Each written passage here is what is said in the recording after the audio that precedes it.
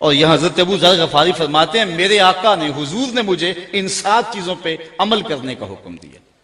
اب ان 7 چیزوں کو من میں اتاریں اور آج کے اس جمعے کے اجتماع میں اپنے دامن میں لپیٹ کے لے جائیں اور اس پر عمل کی کوشش کریں. پہلی بات، امرنی بحب المساکین والدنو منہم. حضرت ابو ذر غفاری فرماتے ہیں حضور نے مجھے مسکینوں سے پیار کرنے کا حکم دیا، والدنو منہم، اور فرمایا کہ ان کے پاس بیٹھا کرو.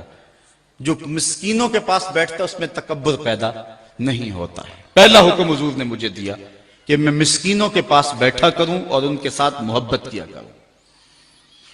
اور دوسرا حکم حضور نے یہ دیا وَأَمَرَنِي أَنْ أَنْظُرَ إِلَى مَنْ هُوَ دُونِي وَلَا أَنْظُرَ إِلَى مَنْ هُوَ فَوْقِي. حضور نے مجھے یہ حکم دیا ہے کہ میں اپنے اوپر نہ دیکھوں، اپنے نیچے دیکھوں. اپنی مٹی پہ ہی چلنے کا سلیقہ سیکھو، سنگ مرمر پہ چلو گے تو پھسل جاؤ گے. حضرت شیخ سعدی فرماتے کہ میں دمشق کی جامع مسجد میں جمعہ پڑھنے گیا، میرے کسی نے جوتے اٹھا لیے. میرے پاس پیسے بھی نہیں تھے کہ مزید جوتے خرید سکتا. بازار میں گزر رہا ہوں، دل میں یہ بات آئی کہ زمانہ تیرا احترام کرتا اور تیری یہ حالت کے جوتے خریدنے کے لیے رقم بھی تیرے پاس نہیں ہے.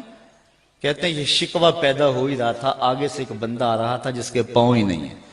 تو میں نے فوراً سر جھکا دیا. میں نے کہا مالک تیرا شکر ہے، جوتے آج نہیں تو کل نصیب ہو جائیں گے، میرے پاؤں تو سلامت ہیں. تو حضرت ابو ذر غفاری فرماتے ہیں مجھے حضور نے حکم دیا ابو ذر اپنے اوپر نہ دیکھا کرو، اپنے نیچے دیکھا کرو. تم اوپر دیکھتے ہو، اگر ہم دیکھ رہے ہیں ہمیں پنکھا بھی نصیب نہیں ہے اور ہم یہاں میدان میں بیٹھے ہوئے ہیں تو ان کو بھی دیکھیں کہ جن کا گھر لٹا ہوا ہے اور وہ سڑکوں پہ بیٹھے ہوئے ہیں کھانے کے لقمے کا انتظار کر رہے ہیں. ہم ان کو بھی دیکھیں. جب نیچے دیکھیں گے تو قرار آ جائے گا، جب اوپر دیکھیں گے تو پھر بندہ بےتاب ہو جائے گا، مضطرب ہو جائے گا کہ ہائے میرے ساتھ کیا بن گیا. اس لیے فرمایا کیسا زندگی گزارنے کا ڈب سکھایا حضور نے. فرمایا ان انظر الی من هو دونی ولا انظر الی من هو فوقی. اپنے سے اوپر نہ دیکھوں، اپنے سے نیچے دیکھوں. وامرنی ان اصل الرحم وان ادبرت. مجھے حضور نے یہ حکم دیا کہ میں رشتہ داروں کے ساتھ اچھا سلوک کروں، اگرچہ وہ پیٹھ پھیر کے بھاگنا بھی چاہیں لیکن میں ان کا پیچھا نہ چھوڑوں، میں رشتہ داری کے حق کو نبھاؤں. وامرنی الا اسال احدا شیئا. کہا مجھے حضور نے یہ بھی حکم دیا ہے کہ ابو ذر کبھی کسی سے کچھ نہ مانگنا، کسی کے سامنے سوال نہ کرنا، ہاتھ نہ پھیلانا. علماء نے لکھا ہے کہ جب انتہائی بندہ مجبور ہو جائے، پھنس جائے اور جان کے جانے کا اندیشہ پیدا ہو جائے، اس وقت بوقت ضرورت بقدر حاجت مانگ لینا جائز ہے. لیکن جو اہل اللہ ہیں اس موقع کے اوپر بھی جو ہے وہ اپنے آپ کو سوال سے بچاتے ہیں. آپ نے حدیث تو سنی حضرت ابو ہریرہ والے رضی اللہ تعالیٰ عنہ کی حدیث مشہور ہے. اس کا پہلا حصہ یہ ہے، حضرت ابو ہریرہ رضی اللہ تعالیٰ عنہ فرماتے ہیں کہ مجھے بھوک نے ستایا، کمر سیدھی نہیں ہو رہی تھی، نہ نماز پڑھی جا رہی تھی نہ قرآن پڑھا جا رہا تھا. میں مسجد نبوی کے ایسے زاویے میں بیٹھ گیا جہاں لوگوں کا گزر ہوتا تھا. میں نے کہا میں نے سوال تو کرنا نہیں، کوئی مجھے دیکھ کر کے میرے اندر کو ڈھونڈ لے اور میری مدد کر دے. کہتے ہیں میں دروازے پہ بیٹھ گیا، لوگ آتے اور گزرتے چلے جاتے. وہ کیا کسی نے کہا نا ہستی پلکوں کے نیچے غم بھی پلتے ہیں، مگر کون دیکھتا ہے اتنی گہرائی میں. کہتے ہیں لوگ آتے گزر جاتے. خیر میں نے ایک ہیلا ذہن میں آیا، حضرت ابو بکر صدیق آئے نا تو میں نے قرآن کی کسی آیت کے بارے میں مسئلہ پوچھا تو انہوں نے مسئلہ بتایا، آیت بتائی اور چلے گئے. میرا خیال تھا کہ میں آیت پوچھوں گا، اس دوران وہ مجھے دیکھیں گے اور میری حالت سے آگاہ ہوں گے تو میری ضرورت کو پورا کریں گے. لیکن ان کی توجہ ادھر نہ گئی، جلدی میں تھے. انہوں نے بات بتائی اور چلے گئے. میں پھر پریشان. پھر حضرت عمر رضی اللہ تعالیٰ عنہ، میں نے ان سے بھی کوئی مسئلہ پوچھا، انہوں نے مسئلہ بتایا اور چلتے بنے. میں پھر پریشان ہوا اور پھر اداس بیٹھ گیا اور جان نکل رہی ہے بھوک سے. کہتے ہیں پھر دل و قلب و نگاہ کا مرشد اولین آ گیا، حضور تشریف لے آئے. میں نے حضور سے بھی کچھ پوچھا. جب میں نے حضور سے پوچھا تو حضور نے میری جانب غور سے دیکھا اور پھر مسکرا کے بولے ابو ہریرہ بھوک لگی ہوئی ہے. میں نے عرض کیا حضور بھوک لگی ہوئی ہے. تو چونکہ مسئلہ میرا یہی تھا، کہا پھر آجو میرے ساتھ. پھر وہ واقعہ آپ نے علماء سے سنا ہے کہ دودھ کا ایک پیالہ تھا اور 70 آدمی پی گئے. کہتے ہیں حضور نے پوچھا گھر والوں کو کچھ ہے؟ کہا دودھ ہے. کہا ابو ہریرہ جو صفہ پہ بیٹھے ان کو بھی بلا لاؤ. آقا کو ایک کا نہیں سب کا ہی خیال ہے. اللہ اکبر. کہتے ہیں میں پریشان ہو گیا، دودھ کا ایک پیالہ اور یہ 70 آدمی ہیں، ایک ایک گھونٹ بھی نہیں آئے گا، لیکن حکم تھا تعمیل کی، بلا لایا۔ حضور نے پیالہ میرے ہاتھ میں دیتے ہوئے کہا دائیں سے شروع ہو جائے۔ کہتے ہیں میں جب دائیں سے شروع ہوا، ایک کو دودھ دیا، اس نے سیراب ہو کے پیا، ایک قطرہ بھی کم نہ ہوا، میرے دل کو تسلی ہو گئی۔ میں نے کہا دودھ کا تعلق کوثر کی نہر سے جڑ گیا ہے۔ حضرت ابو ہریرہ فرماتے ہیں پھر دوسرے نے پیا، تیسرے نے پیا، 70 آدمی دودھ پی گئے۔ پھر فرمایا ابو ہریرہ اب کون باقی؟ عرض کی حضور ایک میں باقی، ایک آپ باقی۔ فرمایا ابو ہریرہ اب تم پیو۔ کہتے ہیں میں نے پیا، سیراب ہو کے پیا۔ حضور فرمایا ابو ہریرہ اور پیو۔ کہتے ہیں میں نے اور پیا۔ پھر حضور نے فرمایا ابو ہریرہ اور پیو۔ کہا مجھے قسم ہے اس رب کی جس نے آپ کو حق کے ساتھ مبعوث کیا ہے، میرے بدن میں ایک قطرے کی گنجائش بھی باقی نہیں رہی ہے۔ تو حضور علیہ السلام نے میرے ہاتھ سے وہ پیالہ لیا اور خود نوش جاں کر لیا۔ میرے استاد فرمایا کرتے تھے ایک پہلو تو یہ ہے کہ دودھ کا ایک پیالہ 70 آدمیوں کو کافی ہو گیا، اور ایک پہلو یہ بھی تو دیکھو دو جہاں کا سردار ہے، 70 آدمیوں کا جوٹا پی رہا ہے۔ تو کہا وَآمَرَنِي اللَّهُ أَسْأَلَ أَحَدًا شَيْئًا، مجھے حضور نے حکم دیا ہے کہ کسی سے ابو ذر سوال نہیں کرنا۔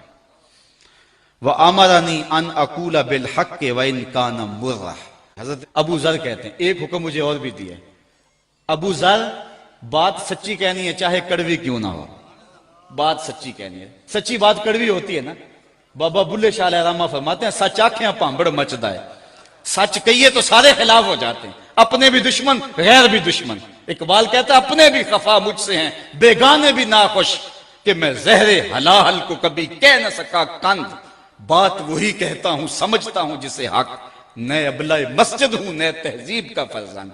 میرے والد گرامی ایک دن فرمانے لگے بیٹے جب ہر وقت لوگ پھول ہی پھینکے تو پھر سوچا کرو کہ حضرت حسین نے حق کہا تھا، لوگوں نے تلواریں اور تیر بھی پھینکے تھے، اس لیے حق کہنا کڑوا بھی ہوتا ہے، سچ کیا پانبڑ مچتا ضرور ہے، لیکن کہا ابو ذر جو بھی ہو جائے کہنا حق ہی ہے، کہنا سچ ہی ہے، اگرچہ کڑوا کیوں نہ ہو، اگرچہ سارا زمانہ ناراض کیوں نہ ہو جائے، اگرچہ سارا زمانہ دشمن جاں کیوں نہ بن جائے، یہ محمد کی وصیت ہے ابو ذر غفاری کو کہ جو مرضی ہو جائے حق کے سوا کچھ نہیں کہنا ہے۔ یہ مجھے حکم دیا، حضرت ابو ذر کہتے ہیں وَآمَرَنِي أَنْ أَقُولَ بِالْحَقِّ وَإِنْ كَانَ مُرًّا، اگرچہ کڑوا بھی ہو میں نے حق ہی کہنا ہے۔ وَآمَرَنِي أَلَّا أَخَافَ فِي اللَّهِ لَوْمَةَ لَائِمٍ، حضور نے مجھے ایک حکم یہ بھی دیا، کہا ابو ذر اللہ کے راستے میں کسی ملامت کرنے والے کی ملامت سے نہ ڈرنا۔ ایک لفظ آپ سنتے ہیں لو کی آکھن گے، لفظ سنے نا لوکی کی آکھن گے، ہم کچھ کام کرنا چاہتے ہیں اور کہتے ہیں کہ نہیں کرتے، لوگ کی آکھیں گے، اور کچھ کام ان سے رکنا چاہتے ہیں اور ہم کہتے ہیں جی اگر رک گئے تو لوکی کی آکھیں گے۔ تو فرمایا اے ابو ذر لا اخاف فی اللہ لومۃ لائم، یہ حضرت ابو ذر غفاری کہتے ہیں حضور نے مجھے کہا جب اللہ کا معاملہ آ جائے پھر کسی ملامت کرنے والے کی ملامت سے نہ ڈرنا، جو رب کی رضا کا سبب ہو وہی کر گزرنا۔ دیکھنا رب کیسے راضی ہوتا ہے، رب راضی تو سب راضی، اگر رب نہیں راضی تو سارا زمانہ بھی راضی ہو تو کیا کرنا ان کی رضا کو، سارا زمانہ اکٹھا ہو جائے تو کچھ نہیں بگاڑ سکتا، اور سارا زمانہ نفع دینے پہ تل جائے ایک ذرے کا نفع نہیں دے سکتا جو رب نہ چاہے۔ اس لیے حضرت شیخ سعدی شیرازی فرماتے ہیں بعض اوقات بندہ اللہ کو ناراض کر کے خلق کو راضی کرتا ہے، اللہ اسی مخلوق کو اس کے اوپر مسلط کر دیتا ہے، اسی مخلوق کو اس کے اوپر مسلط کر دیتا ہے۔ کہا ہے ابو ذر میری یہ نصیحت بھی سنو کہ اللہ کے راستے کے اندر کبھی بھی ملامت کرنے والے کی ملامت سے ڈرنا نہیں ہے۔ وَآمَرَنِي أَنْ أَكْثِرَ مِنْ قَوْلِ لَا حَوْلَ وَلَا قُوَّةَ إِلَّا بِاللَّهِ فَإِنَّهُنَّ مِنْ كَنْزِ تَحْتَ الْعَرْشِ۔ اے ابو ذر آخر میں تمہیں ایک وظیفہ بھی بتا رہا ہوں، کثرت کے ساتھ لا حول ولا قوت الا باللہ پڑھنا۔ یہ حضور نے حضرت ابو ذر سے کہا کثرت کے ساتھ یہ وظیفہ پڑھنا۔ کہا یہ وظیفہ کوئی چھوٹا وظیفہ نہیں ہے، فَإِنَّهُنَّ مِنْ كَنْزِ تَحْتَ الْعَرْشِ، کہا عرش کے نیچے جو خزانہ ہے نا یہ لفظ وہاں سے آئے ہیں، عرش کے نیچے جو اللہ کا خزانہ خاص ہے لا حول ولا قوت الا باللہ، یہ لفظ وہاں سے آئے۔ علماء نے کہا ہے حدیث میں آتا ہے کہ لا حول ولا قوت الا باللہ 99 بیماریوں کا علاج ہے، 99 روحانی بیماریوں کا علاج ہے، جس میں سب سے کم درجے کی بیماری غم اور ہم ہے۔ تو کہا یہ کثرت کے ساتھ وظیفہ پڑھنا اور کثرت کے ساتھ یہ بات کہنا، اس لیے کہ یہ عرش کے خزانے کا تحفہ ہے جو تمہیں دیا گیا ہے۔ حضرت معاذ بن جبل رضی اللہ تعالی عنہ سے ایک روایت مروی ہے، کہتے ہیں اوصانی رسول اللہ صلی اللہ علیہ وسلم بعشر کلمات، مجھے حضور نے 10 چیزوں کی وصیت کی، 10 چیزیں ارشاد کی۔ وقت سمٹ گیا، میں اختصار سے پڑھ رہا ہوں۔ قال لا تشرک باللہ شیئا وان قتلت وحرقت، ایک تو اللہ کے ساتھ کسی کو شریک نہیں ٹھہرانا، چاہے تجھے قتل کر دیا جائے یا آگ میں جلا دیا جائے۔ دوسری بات ولا تاس والدیک وان امراک ان تخرج من اہلک ومالک، کہا والدین کی نافرمانی نہیں کرنی، چاہے تیرا مال اور تیرے بچے گھر سے نکال کے پھینک دیں، تجھے گھر سے نکال دے بچوں سمیت اور مال سمیت، لیکن ماں باپ کی نافرمانی نہیں کرنی ہے۔ تیسری بات ولا تترکن صلاۃ متعمدا فإن من ترک صلاۃ مکتوبۃ متعمدا فقد برئت منہ ذمۃ اللہ۔ اے معاذ بن جبل، فرض نماز جان بوجھ کے کبھی بھی نہیں چھوڑ دی، اس لیے کہ جس نے فرض نماز جان بوجھ کے چھوڑ دی، اللہ تعالیٰ کا جو ذمہ ہے بندے سے اللہ وہ اٹھا لیتا ہے۔ اب اللہ کا کوئی ذمہ نہیں رہا، جدھر مرضی جائے بندہ۔ فرمایا چوتھی چیز وَلَا تَشْرَبَنَّ خَمْرًا فَإِنَّهُ رَاسُ كُلِّ فَاحِشَةٍ، معاذ بن جبل ساری زندگی شراب نہیں پینی، ہر برائی کی جڑ ہی یہ ہے۔ پانچویں چیز فرمائی وَإِيَّاكَ وَالْمَعْصِيَةَ فَإِنَّ بِالْمَعْصِيَةِ حَلَّ سَخَطُ اللَّهِ، اللہ کی نافرمانی سے بچنا، اللہ کی نافرمانی کرو گے تو اللہ کی ناراضگی درست ہو جائے گی تمہارے اوپر۔ چھٹی چیز فرمائی وَإِيَّاكَ وَالْفِرَارَ مِنَ الزَّحْفِ وَإِنْ هَلَكَ النَّاسِ، کہا جب جنگ لگی ہو تو لوگ کٹ کٹ کے گر بھی رہے ہوں لیکن تو میدان چھوڑ کے نہیں بھاگنا۔ معاذ بن جبل، ساتویں بات سن لو وَإِنْ أَصَابَ النَّاسَ مَوْتٌ فَاصْبُتْ، اگر کسی علاقے میں موت آ جائے اور تم بھی ادھر ہو تو پھر لوگوں کو چھوڑ کے بھاگنا نہ، وہیں رہنا۔ اگر زندگی ہوئی تو بیماری تیرا کچھ بگاڑ نہیں سکے گی، اور اگر زندگی نہ ہوئی تو موت سے بھاگ نہیں سکے گا، اس لیے تو وہی جمع رہنا۔ آٹھویں چیز سن لے وَأَنفِقْ عَلَىٰ أَهْلِكَ مِن طَوْلِكَ، اپنے بال بچوں پہ کھل کے خرچ کیا کرنا، اپنی اولاد پہ اپنی حیثیت کے مطابق کھل کے خرچ کرنا۔